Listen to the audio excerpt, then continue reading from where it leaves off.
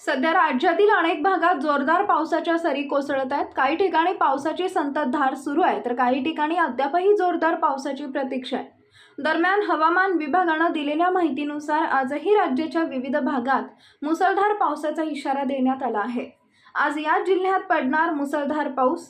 हवामान विभागाने दिलेल्या माहितीनुसार आज कोकणासह पश्चिम महाराष्ट्र आणि विदर्भात मुसळधार पावसाचा येलो अलर्ट जारी करण्यात आला आहे। कोकणातील रायगड, रत्नागिरी आणि सिंधुदुर्ग या तिन्ही जिल्ह्यांना पावसाचा येलो अलर्ट जारी करण्यात आला आहे। तसेच पश्चिम महाराष्ट्रातील पुणे आणि सातारा जिल्ह्यात देखील पावसाचा येलो अलर्ट जारी करण्यात आला आहे।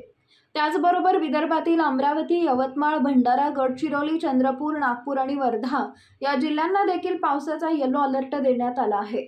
या दरम्यान सोसाट्याचा वारा 30 ते 40 किलोमीटर प्रति तास वेग वाहू शकतो।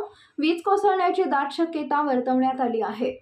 या मुसळधार पावसाच्या पार्श्वभूमीवर नागरिकांनी योग्य ती खबरदारी घ्यावी असं आवाहन प्रशासनाच्या वतीनं करण्यात आलं आहे।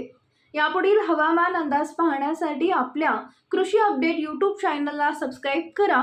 धन्यवाद।